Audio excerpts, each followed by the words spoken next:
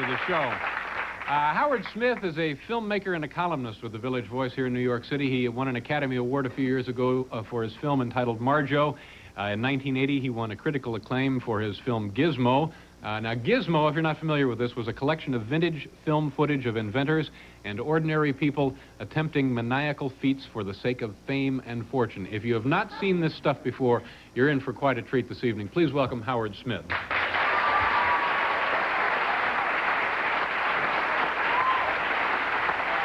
Howard, nice to meet you, sir.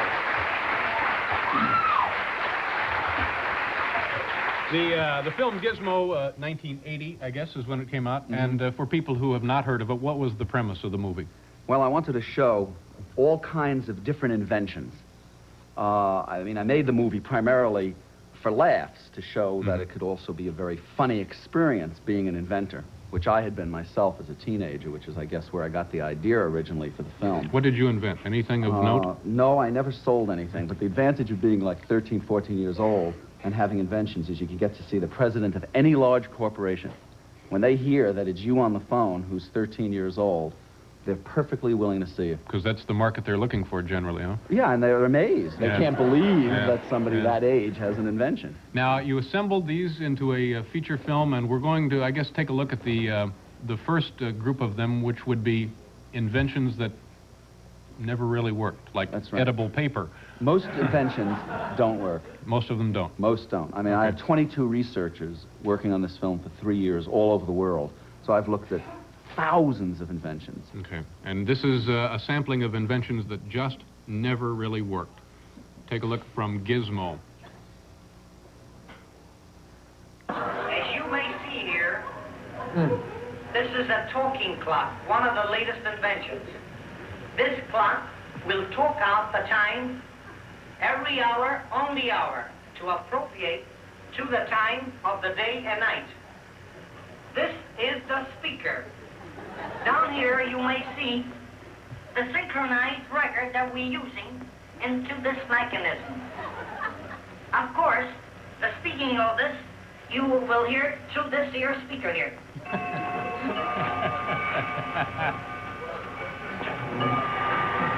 10 o'clock, Mother. Go to market.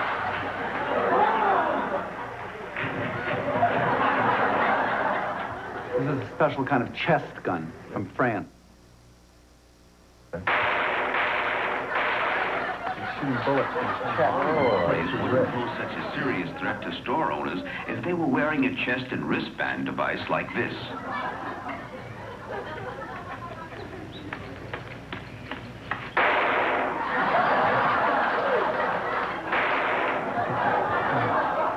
Messenger's money bag conceals blank cartridges and tear gas. A fine wire loop slips over the messenger's finger. When the wire is pulled, the bag locks automatically and sends gas through the holes.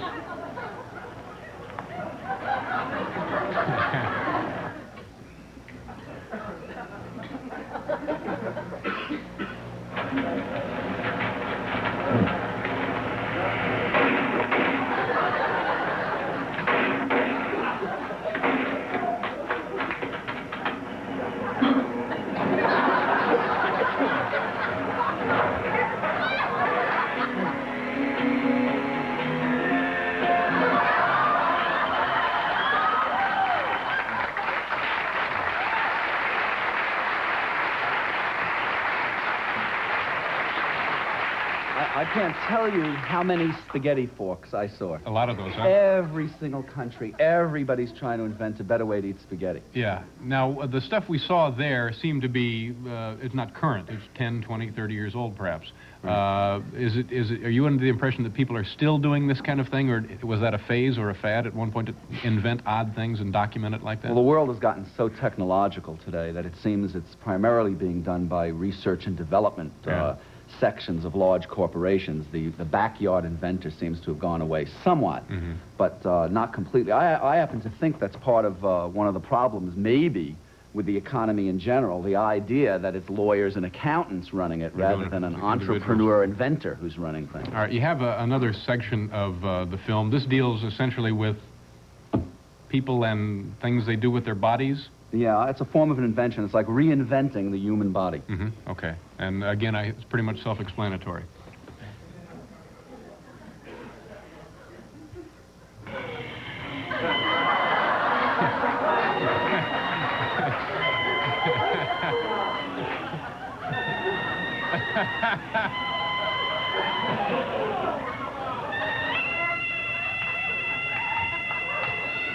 In the month of February, I was coming home from school, and my hands got very cold, and you see, and I had no mittens. And I began, of course, pressing them together to get them warm, and that wouldn't do. But pretty soon I began squeezing them, and I was surprised to think that I could make a few different sounds. Well, then I began playing every day, and pretty soon I could play Yankee Doodle clear through. And that was the only tune I could play for 3 whole years. And the next tune I could play was Marching Through Georgia, then The Trail of the Lonesome Pine.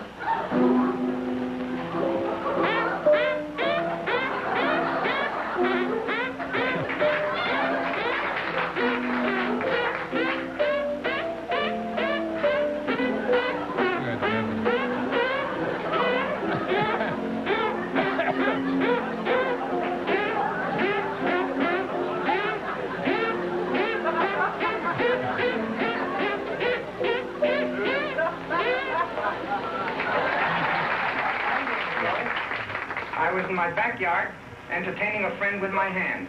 I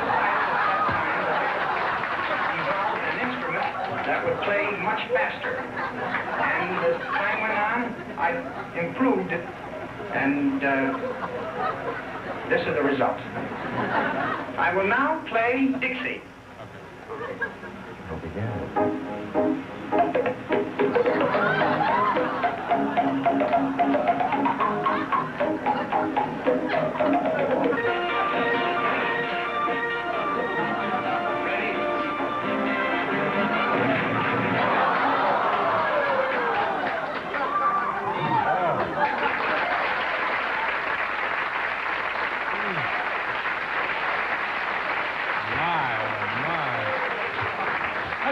How'd you like to be on a long bus ride with this guy, huh? Yankee Doodle for 3 years. I saw footage of him that lasted a very long time. Did you ever meet any of these people in person? No, I didn't. No. Yeah, it's fascinating. We're going to pause here and then return to take a look at some more of the Gizmo with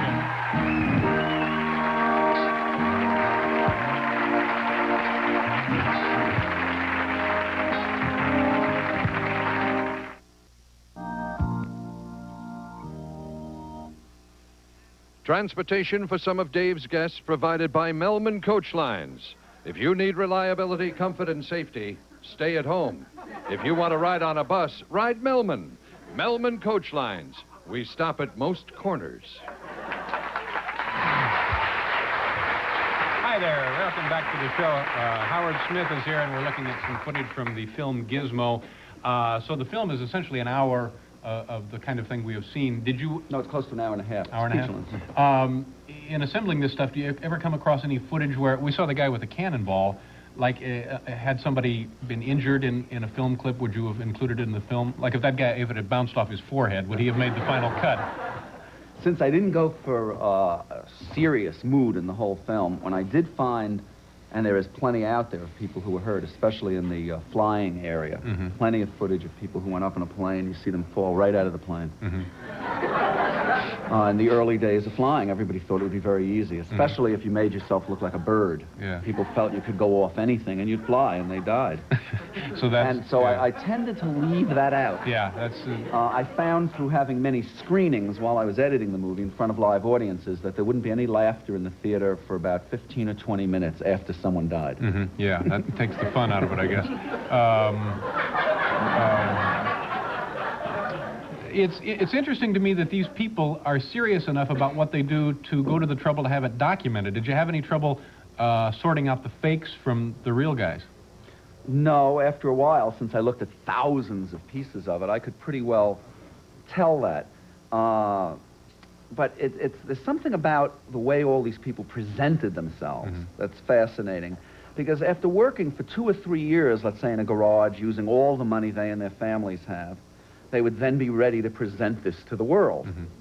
So, of course, they would make these grandiose statements about, I mean, a standard line almost always with these inventors is, this is going to change the world. I would probably say that's number one of the three biggest lies of inventors. Yeah. Do you fill us in on the other two? I will make $1 million from this, and this absolutely cannot fail. That's interesting. Of the assembled stuff, did any of them have any impact on modern man as we Well, a lot know of the him? flying footage certainly did. I have a very long section in the movie where I found some very obscure pieces of flying footage, and that especially shows that in order to succeed, there have to be failures. There have to be all of those trials and tests and people, you know, not being able to quite do it, and then other people learn from that step. Although there are some people that are just hopeless failures. You know, if they invented a way, to make men's pants that would never wear out, men would start wearing dresses the next day. I mean, there's just no way they're going to succeed. So the smart guys kind of sit back for a couple of decades, let the jerks do all the dirty work, and then they take notes on what works and put it together, and they get the credit. Something like that. Yeah. You mentioned man's quest to fly, and we have that now here. This is a segment from the film dealing with early attempts, I guess early, huh, at flight? Okay. The laws by which these wings are manipulated are the old laws of Greek cosmic motion, which I have rediscovered. And it is my strong conviction that by utilizing these inner universal forces, we shall all be able to fly like the birds. And I am now starting a school to train the children to develop these powers while they are young. Now, Max, come over and put this in here. All right, I get it. And get back and tight it up. That's right. Not too tight. No. Not too tight. Go ahead. Oh, it's back there? Yes. That's it. Tight now. Okay. Fine. Now we're off. We ought to wait till the wind catches. All right, go. Come on.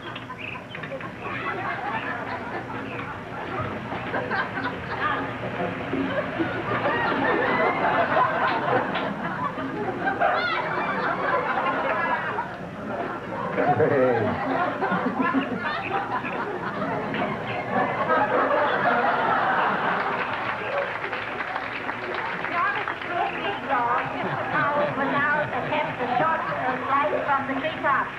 Now, Al, spread your wings. Now, jump. Head forward. Lift your feet.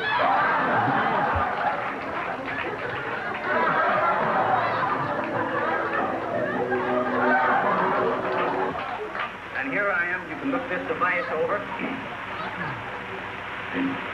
It appears heavy and light.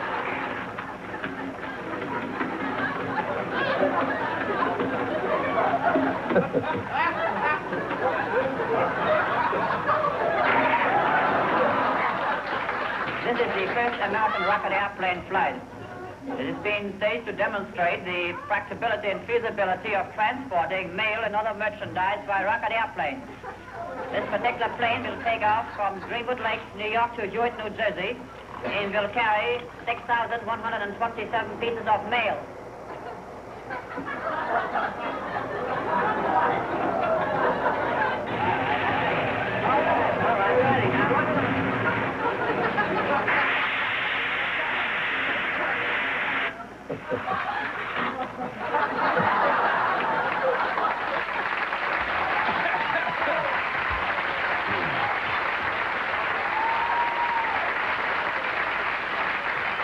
I think the last one is the method that the post office finally came up with, and they said, we'll go with this one. That's the one they're using today. These people look like they're nuts. I mean, they're when they stand there and tell you what they're doing, are they a little, is somebody else driving, as we say? Well, for instance, this last piece of footage, that was a very serious rocket researcher who did go on to make great contributions to Americans' rocket effort. But at the beginning, he thought its main use would be for mail, and that was a failed demonstration of it. Yeah, it's unbelievable. But years later, he was actually one of the key scientists that helped us. What didn't we get to take a look at tonight that you found to be of particular interest in the film? Well, with the energy shortage, now there was a dog-powered washing machine that I thought is almost ready for marketing now. And it shows a huge wheel that you put the German Shepherd inside of an exercise wheel, like mice run around in, except this is a big one. and there's all kinds of belt drives and gears from it connected to a washing machine. And the dog gets his exercise while you wash the clothes. Yeah. Did you come across a lot of duplication in researching this? Or were there 17 elbow expanders or 19 mouth exercisers? Well, the spaghetti forks, definitely. I found those all over the place. And rocket-launched lifeboats, I found. Many inventors in lots of countries invented that idea. What would be the application of that? Well, in case the boat was going down, everybody would jump into the lifeboat and be shot off of the ocean line. And then that would land in the water. And there was a very famous demonstration of it at the Battery right here in Manhattan, and the thing turns over several times. So it actually doubles your chances of getting killed. That's great. A wonderful idea. Howard Smith, a wonderful film. It's called Gizmo. Thank you very much, Howard. Okay. We have to call. Thank you, sir.